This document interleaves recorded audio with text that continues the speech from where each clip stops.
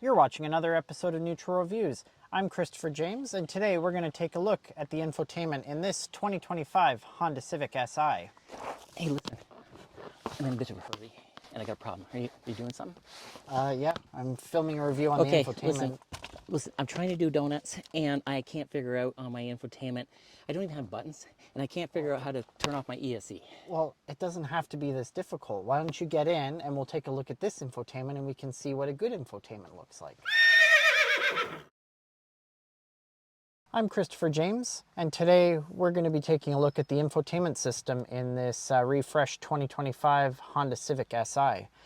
So we're going to look at the things that are new for 2025, take a look at some of the good, some of the bad, and some of the cool things that perhaps you didn't know that you had. So to start off with the what's new for 2025, the big thing, I suppose it's not actually new, is that we have a very similar display to what we had for the previous model year, and that's not a bad thing. I think Honda's done a really good job with the display. They've given us some hard buttons down the side, including a volume knob. Thank you, Honda. I know that was a lot of feedback that people gave on some of those earlier systems that lost the volume knob, so that's nice to see here. And our climate controls, we still have hard buttons for those, including the heated seats down here in the center of the dashboard here. So that's also great because that makes it much more usable, makes it a lot less distracting to be able to make adjustments to your climate control or turn on your heated seats while you're driving. So that's you won't find climate controls in the display because of that, so that's great. The big news here for 2025 is that we now have, whereas before Honda was using more of a native Honda programming in their infotainment display, we now have Google built in this car. So that is a really nice update for 2025. That means that right here on the main page here, we do have Google Maps. And I think we can all probably say that Google Maps is about the best navigation system that's around. Just ask Apple, if you remember the whole Apple Maps thing from a few years ago. So we have that built right in. So this means that whether or not you have a phone in the car, if you can set up a data plan on these cars. So if you do have a data plan on your car, you can actually use Google Maps because it's built right into the infotainment system now. You don't need to have a phone, you don't need to use Android Auto or Apple CarPlay, so that's a nice functionality to have. With that Google built in, we do have the Google Assistant as well, and I'm not going to call on her because otherwise she's just going to annoy us all in this video, so just know that that is there, so that gives you some hands-free functionality as well. And the Google Play Store is available here as well, so you can download apps from the Google Play Store for your vehicle. You can only use that while you're driving, or sorry, not while you're driving. You cannot use it while you're driving. Don't use it while you're driving. Let's be safe out on the roads there, people. So that's another addition with this Google built-in as well. So that's pretty well the news for this system for 2025. Otherwise, it's very similar to what we had before in graphics and layout on the screen. And that's perfectly fine because, like I said, Honda did a good job with this system when they first came out with it. So that's good. The additional good things with the system, we do have our Apple CarPlay and Android Auto. They're right here on the home page here. So that's nice. I am an Android user, so I've been using Android Auto all through the week, and that allows you access to your Spotify. I've got SiriusXM up here, Google Maps, Waze, all of those apps that you would use through your Android Auto. Those are available here. And then if you're an Apple user, you do have the CarPlay option as well if you'd like to use that. You do have to, I always want to hit the back button to go back to the home, but you actually have to hit home to go home. When we're on the main, or when we're in the Android Auto app there.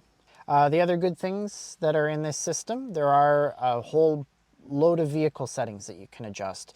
So some of the things that annoyed me this week with the car are, I ended up finding settings in here that I could actually shut them off. So if there's various nannies, whether it's safety technology, whether it's one of the things that I found was if you walk away from the car, it locks, which can be kind of annoying. You can shut that off here as well. So you've got a whole bunch of different options right here as well. You can adjust how the individual setting works in your drive mode and things like that here as well. So that's really nice to have. And you do have your trip computer in the center display here as well. So that'll give you some data such as your fuel economy, the distance you've traveled. It gives you trip A, trip B, pretty standard stuff. But you can see one of the benefits here with the SI. I've been averaging 6.9 liters per 100 according to the trip computer. So a pretty fuel efficient car as well as being quite sporty. So that's always nice. Some of the negatives about it, I did have a really weird situation with Android Auto the other night. I don't know why it did it, but I was taking a phone call and just the audio just would not come through the car. It turned out that it was actually just coming through my phone, even though all of the settings said that it was coming through the car. I don't know why that glitch happened, but as soon as I shut the car off and turned it back on, it seemed to reset it and that issue seemed to go away. So perhaps that was just a one-off thing. It may not happen to you. It may just be a one-time glitch, but still an odd situation. I did mention briefly the drive modes that the car has. So there is a switch on the center console for your drive modes. Not that it's necessarily infotainment based, but technology wise. The drive mode does reset every time you turn off and turn on the car. I know a lot of cars do that, but the Jetta GLI that we did recently didn't. It kept it in whatever mode you kept it in. So it would be nice if that was something that was updated. I've been driving around in sport mode pretty well all week, so if it just stayed in sport mode, that would be nice. But instead, I got to remember to flip it every time I get in the car.